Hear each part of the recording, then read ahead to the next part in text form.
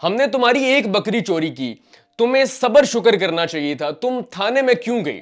تمہارا شوہر آلریڈی دنیا سے جا چکا ہے، تمہاری غلطی یہ ہے کہ تم مویشی پالتی ہو، تم بکریاں سارا دن چراتی ہو، ان کا دودھ نکالتی ہو اور اپنے خاندان کا پیٹ پالتی ہو۔ ہم نے اگر تمہاری ایک بکری چوری کر لی تھی تو تمہیں تھانے میں نہیں جانا چاہیے تھا، یہ تمہاری سب سے بڑی غلطی ہے، اب اس غلطی کی تمہیں قیمت ادا کرنا پڑے گی۔ ناظرین، یہ افسوسناک واقعہ پیش آتا ہے تھانہ نارووال کا ایک علاقہ ہے رتیاں خورد میں۔ وہاں پہ ایک بیوہ خاتون ہوتی ہے جس کا شوہر کافی عرصہ پہلے انتقال کر جاتا ہے۔ وہ خاتون بکریاں پالتی ہے، بکریاں چراتی ہے، سارا دن مویشیوں کے ساتھ کھجل ہوتی ہے، ان کا دودھ نکالتی ہے، دودھ سیل کرتی ہے اور اپنے خاندان کا پیٹ پالتی ہے۔ یعنی کہ یہ خاندان انتہائی مشکل سے گزر بسر کر رہا ہوتا ہے۔ ایک دن ایسا ہوتا ہے کہ اس علاقے کا کوئی شخص اس بیوہ خاتون کی ایک بکری چوری کر لیتا ہے۔ بیوہ خاتون روتی دھوتی تھانے میں پہنچتی ہے، تھانہ صدر نارووال کے اندر رپورٹ درج کرواتی ہے کہ میری بکری فلاں شخص نے چوری کر لی ہے۔ اب وہ رپورٹ درج کروا کے واپس آتی ہے، واپس آ کے وہی اپنے کاموں میں مشغول ہو جاتی ہے۔ ملزمان کو جب پتا چلتا ہے کہ ہم نے جس بیوہ خاتون کی بکری چوری کی تھی وہ تو تھانے میں پہنچ گئی ہے اور اس نے ہمارے خلاف درخواست دے دی ہے، اب وہ جتھا بنا کے اس بیوہ خاتون کے گھر پہ حملہ کر دیتے ہیں، شدید فائرنگ کرتے ہیں۔ فائرنگ کی زد میں وہ بیوہ خاتون آتی ہے، اس کی بہن آتی ہے اور گھر کے اندر موجود ایک بزرگ آتے ہیں۔ یہ تینوں افراد موقع پر جان کی بازی ہار جاتے ہیں۔ اب جب یہ افسوسناک واقعہ باقی خاندان کو پتا چلتا ہے تو وہ سارے اکٹھے ہوتے ہیں۔ اب جیسا کہ معمول ہے، اگر کوئی شخص فوت ہو جاتا ہے تو اس کی قبرستان کے اندر قبر نکالی جاتی ہے۔ اب خاندان کا ایک شخص قبر نکال رہا ہوتا ہے اور وہ یہ سوچ رہا ہوتا ہے کہ کیسے ہمارے گھر کے اوپر اچانک قیامت کا منظر جو ہے وہ برپا ہو گیا، کیسے ایک شخص نے آ کے حملہ کیا اور ہمارے گھر کی خوشیاں چھین لی، ہمارے گھر کے 3 افراد موقع پر جہاں بھاگ ہو جاتے ہیں۔ اب وہ شخص قبریں نکال رہا ہے، ساتھ ساتھ وہ اس حادثے کے بارے میں سوچ رہا ہوتا ہے۔ اسے اتنا صدمہ پہنچتا ہے کہ وہ قبریں نکالتے ہوئے وہ شخص قبرستان کے اندر ہی موقع پر جہاں بھاگ ہو جاتا ہے۔ اب آپ یہ سوچیں کہ ان ظالموں نے 3 افراد کی جان نہیں لی بلکہ اپنی ضد میں 4 افراد کی جان لی۔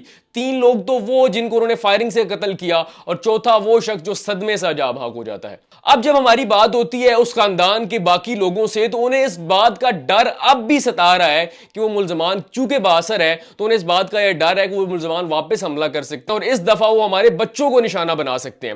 اب آپ یہ سوچیں کہ انہیں اس بات کا یقین نہیں ہے کہ ہم نے مقدمہ درج کروا لیا ہے، پولیس چھاپے ماری ان بااثر ملزمان کو گرفتاری کے لیے، انہیں اس بات کا یقین نہیں ہے کہ عدالتیں ہمیں انصاف فراہم کریں گی، انہیں اس بات کا یقین نہیں ہے کہ پولیس ان بااثر ملزمان کو گرفتار کرے گی، بلکہ انہیں اب بھی اس بات کا ڈر ہے کہ 4 افراد کو موت کے منہ میں پہنچانے کے باوجود وہ لوگ دوبارہ حملہ کر سکتے ہیں اور ہمارے بچوں کو نشانہ بنا سکتے ہیں۔ تو میرا خیال ہے یہ پولیس کی کارکردگی پہ ایک سوالیہ نشان ہے کہ پولیس کیا کر رہی ہے، پولیس اپنی رٹ کیسے قائم کر رہی ہے، ریاست اپنی رٹ کیسے قائم کر رہی ہے کہ آج بھی لوگوں کو ان پہ یقین نہیں ہے، لوگوں کو انصاف پہ یقین نہیں ہے، لوگوں کو پولیس اور عدالتوں پہ یقین نہیں ہے، بلکہ انہیں اس بات کا ڈر ہے کہ بااثر ملزمان ہم پہ دوبارہ حملہ کر سکتے ہیں۔ ہم نے کچھ دن پہلے ثانیہ زارا قتل کیس آپ کے ساتھ شیئر کیا۔ سید اسد عباس شاہ بااثر شخصیت ہے، اس نے MP کا الیکشن لڑا ہے، مذہبی شخصیت ہے، لیکن اسے بھی اس بات کا ڈر ہے کہ جو میرا داماد ہے وہ خاصا بااثر شخص ہے، اس کا نام ایگزٹ کنٹرول لسٹ میں ڈالا جانا چاہیے، ورنہ وہ ملک سے فرار ہو سکتا ہے، وہ تحقیقات کی راہ میں آ سکتا ہے، وہ پولیس کو پریشرائز کر سکتا ہے۔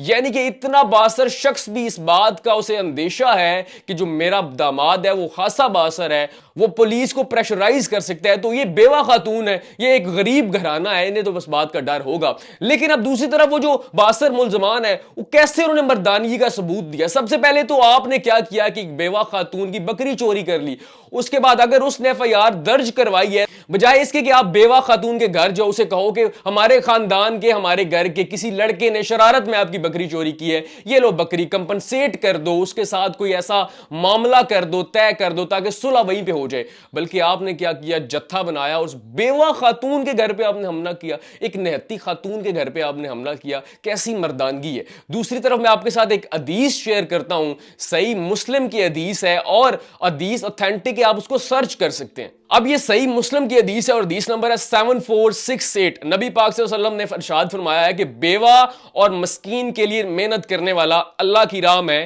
جہاد کرنے والے کی طرح ہے. وہ اللہ کے سامنے اس قیام کرنے والے کی طرح ہے جو کہ نہ تھکتا ہے اور نہ ہی وہ وقفہ کرتا ہے, اور اس روزہ دار کی طرح ہے جو کہ روزہ نہیں چھوڑتا. اب آپ یہ سوچیں کہ جو کسی بیوہ کی یا بے سہارا خاتون کی کفالت کرتا ہے اس کے لیے نبی پاک صلی اللہ علیہ وسلم نے کیسی کیسی بشارتیں دی ہیں. اب آپ دوسری طرف سوچیں جو ظلم کرتا ہے, ناحق قتل کرتا ہے, اس کے لیے کیسی کیسی وعیدیں ہیں. فرمایا گیا ہے کہ وہ جہنم میں گرے گا. یہاں تک کہ اسلام میں تو یہ ہے کہ اگر دو لوگ تلواروں کے ساتھ ایک دوسرے پہ حملہ کرتے ہیں تو قاتل اور مقتول دونوں کے لیے وعید ہے. پوچھا گیا تھا کہ مقتول کے لیے وعید کیوں ہے, تو فرمایا گیا تھا کہ مقتول کو اگر موقع ملتا تو وہ بھی دوسرے کو قتل کر دیتا. اب آپ یہ سوچیں کہ جہاں پہ اتنی بڑی وعید ہے وہاں پہ کسی کو ناحق قتل کرنا, وہ بھی بیوہ ہو, وہ بھی خاتون ہو, اور وہ بھی غریب اور نہتی ہو, تو اس کے لیے کتنی وعید ہوگی. دوسری طرف جو قانون نافذ کرنے والے ادارے ہیں, جو انصاف فراہم کرنے والے ادارے ہیں,